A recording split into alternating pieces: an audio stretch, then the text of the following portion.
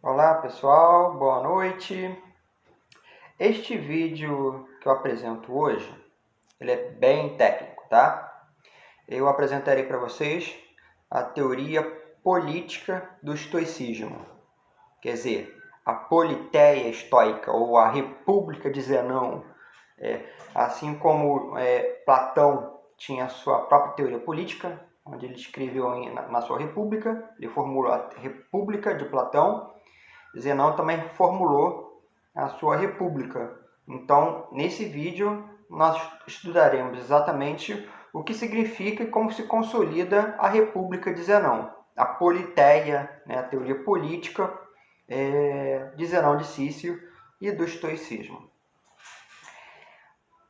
Antes de começarmos, eu vou ler para vocês algumas citações feitas por Zenão e citações que atribuíram a Zenão quando ele começa a falar sobre política. Ele fala assim: diz Zenão, devemos considerar todos os homens como dêmotas e cidadãos, e que o modo de vida seja uno, e a ordem una, como um rebanho que numa pastagem se nutre em conjunto, segundo uma mesma lei. Numa outra passagem, dessa vez está lá em Diógenes de Laércio também, Zenão fala assim: é inútil a cultura em geral. Prossegue. Os tribunais, os ginásios, os santuários são inúteis. O sistema de educação é inútil. Uma outra passagem, dessa vez relatada por Epifânio, Zenão fala o seguinte: não se devem construir templos aos deuses, mas possuir a divindade só no pensamento. Numa outra passagem,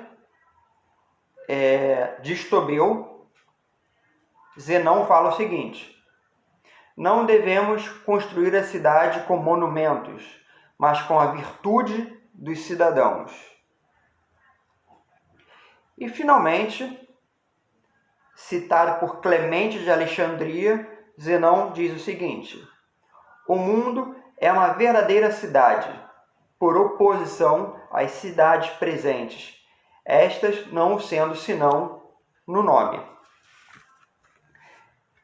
Dito essas sentenças zenonianas, ou ditas por Diógenes de Laércio, Estobeu, Clemente, é importante que nós pensemos inicialmente sobre a questão da utopia, senão nós não conseguiremos entender a República de Zenão. Porque geralmente nós associamos utopia unicamente a Moros, naquele famoso livro Utopia. Mas esquecemos que, na verdade, a filosofia ela é quase que inteiramente baseada em utopia. No máximo, quando nós fazemos, é uma descrição histórica de uma dada construção e de modo que nós possamos traçar paralelos utópicos. Foi assim, por exemplo, com Marx. Marx nunca escreveu para que aquilo, seu Manifesto Comunista, por exemplo, seu Capital, fosse uma descrição sociológica no sentido imanente do termo. Mas se você ler aquilo minuciosamente, vocês perceberão que se trata de uma utopia. Apesar dele ter dito de socialismo científico, na verdade essa palavra científico era muito usada no século XIX para angariar nome, reputação na tese, para diferenciar os socialistas que são utópicos, mas na verdade ele também era utópico. E não só ele. Na verdade, boa parte da filosofia, se você ler em Platão, por exemplo, a República de Platão é a utopia do início ao fim. Então, dito essas coisas, é necessário que você entenda Zenão também no sentido utópico. Senão vocês não conseguirão entender o que significa e qual a capacidade ontológica da perspectiva da cosmópolis. Zenão, ele faz uma distinção entre dois status ontológicos de cidadãos. Ele tem aquilo que ele chama de spoudaios, perdoe a pronúncia, eu não sei se no grego se pronuncia dessa forma, spoudaios e o phaulos. O spoudaios é o cidadão da cosmópolis. É aquele cara que vive em consonância com logos e, portanto, em consonância com físicos, em consonância com a natureza, se você quiser traduzir para português. Embora eu não goste muito de tradução, mas você pode traduzir como natureza. E o spoudaios, então, é aquele cidadão que, vivendo na cosmópolis, ele é o símbolo da virtude. E ele é o símbolo da virtude porque ele vive necessariamente em consonância com a razão, com o logos. Do outro lado, existe a figura dos spoudaios que Zenão construiu, que é o dissidente da razão, que é o cara que vive apartado da razão, que é o cara que ele chama que vive, na verdade, não na polis, não na cosmópolis, mas é o cara que vive no que ele vai chamar de apolis, fora da cidade, porque a cidade ela é regida pela razão. Se a cidade regida por razão de Zenão, unicamente pode viver os spoudaios, ao cidadão perfeito vivendo na cidade perfeita, na cidade regida pela providência, pelo destino, pelo senso de causalidade. Essas noções são muito importantes e fundamentais para que você possa entender a República de Zenão. Por outro lado, o Phaulos é aquele cara que vive nesse lugar específico, ontologicamente construído, que é o Apolis, uma cidade regida pelo alogos, uma cidade regida pela falta de razão, uma cidade caótica, por que não dizer até uma cidade epicurista? Ou seja, uma cidade que não é regida pela razão, uma cidade que não é regida pela noção de causa e efeito, uma cidade que não é regida pela providência, uma cidade onde os elementos se estruturam de modo casual, sem lógica, sem consonância umas coisas com as outras. Então Zenão constrói esses dois estatutos de cidadão, os spoudaios e o Phaulos, e ele praticamente absolutiza a figura dos spoudaios. E evidentemente também da cosmópolis. O cidadão perfeito é aquele que vive na cidade perfeita, numa cidade onde não existem imperfeições, onde não existem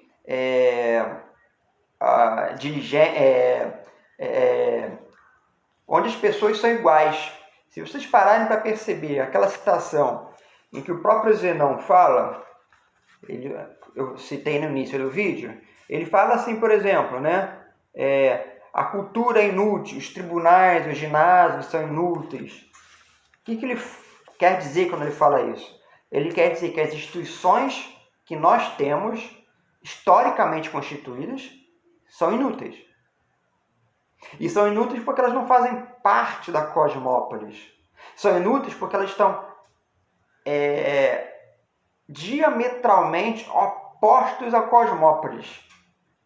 Elas fazem parte do estatuto ontológico do Phaulos. Então, Zenão constrói a cosmópolis como sendo uma espécie de contraposto ao mundo que nós vivemos, ao mundo imanente. Daí a utopia. Por isso, por exemplo, é que Sexto Empírico, mas não só Sexto Empírico, Plutarco também, ele vai dizer que os Zenão e outros estoicos eles mesmos afirmam que a figura do sábio estoico, spoudaios, o cidadão da Cosmópolis, esse cara nunca existiu.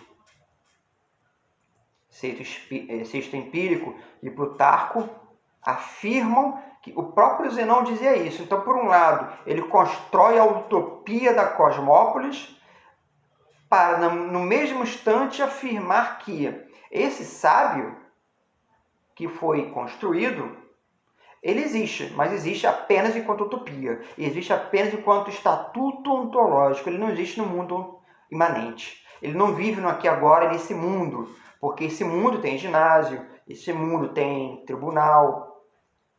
Esse mundo é marcado pela indigência. E alguma coisa, e a indigência não é uma marca da Cosmópolis de Zenão. Se vocês pararem para perceber, a República de Platão, por exemplo. A República de Platão, ela é bem diferente da República de Zenão. Porque Platão, ele vai dividir a República em 3 castas. Você tem o filósofo rei, que vai coordenar e vai dirigir toda a República. Você tem a segunda casta, que são os guardiões, os guerreiros. E você tem a terceira casta, que são os artesãos. A união entre esses 3 estamentos, essas 3 castas, fará com que a cidade seja governada. A governabilidade apenas será possível se esses 3 estamentos sociais, se esses 3 estamentos puderem conviver entre si. Veja a utopia que existe. Primeiro porque, na verdade, ele está dizendo que existe um filósofo rei, uma coisa que realmente nunca vai existir. Talvez alguns teóricos vão falar lá em Marco Aurélio e tal, mas daí é outra história. Não vamos falar Marco Aurélio agora, até porque Marco Aurélio também teve seus desvios. E eu acho que, embora ele tenha se aproximado um pouco dos Poudaiós, mas Marco Aurélio foi bem distante dos Poudaiós. E eu posso falar sobre isso em outros vídeos. Mas dividir, por exemplo, uma sociedade em artesãos e guerreiros e dizer que deve existir uma harmonia entre as 3 forças para que a cidade seja governável, isso é utópico, porque você não está levando em consideração as prerrogativas, os desejos individuais e principalmente os desejos de cada estamento. Platão não leva em consideração isso. Por isso, a República também é utópica. Assim como a República de Zenão. Só que Zenão, ele não divide a sua República em 3, a sua politeia, em 3 estamentos. O que Zenão vai fazer, na verdade, é algo de uma ordem, da ordem da universalização. Universalização porque, na verdade, ele vai universalizar todas as virtudes, todos os saberes, todo o comando na ordem unicamente dos Poudaiós. Os Poudaiós é possível para todo mundo. Você não precisa, por exemplo, ser homem ou ser mulher, rico ou pobre. Você não precisa ter ou não moeda. Os Poudaiós, essa noção, embora ela seja utópica, ela serve como um modelo persuasivo, até para que isso, na verdade, de acordo com alguns intérpretes, tá? Os Poudaiós e a Cosmópolis, elas vão surgir como um modelo persuasivo para fazer com que o cidadão comum, nós, possamos nos conscientizar de nossa própria indigência, para que nós possamos pensar como que a nossa sociedade é imperfeita, repleta de injustiças e de sofrimento. Para contrapor isso, ele cria então essa república, onde tudo é perfeito, todos têm virtudes. Você não tem um filósofo que só manda, um artesão que só faz isso, ou um guardião que só faz aquilo outro e nada mais. Não. A República de Zenão, todo mundo pode fazer qualquer coisa. Ele fala lá naquela citação, não existem ginásios, não existem tribunais, é todo mundo igual. Os saberes são iguais. Então, o que Zenão faz é pegar essa noção dos poudaiós e universalizar o saber, universalizar a razão, porque todo mundo é passível de razão. Todo mundo sendo passível de razão, como todos os homens são racionais, todos os homens são passíveis de viver nessa cosmópolis e, portanto, também de serem felizes. O cidadão, os poudaiós, o cidadão perfeito, é aquele que vive na cosmópolis e, por isso, ele é feliz. Você veja de que modo que a politeia ela se articula com a ética e também com a lógica, mas eu não vou tocar na lógica aqui agora, num outro vídeo talvez eu fale. Mas o cidadão perfeito é aquele que é perfeito porque ele universaliza esses saberes. Todo mundo é possível porque todo mundo é racional. Então, fica a perspectiva da utopia zenoniana, de fazer com que todos nós possamos pensar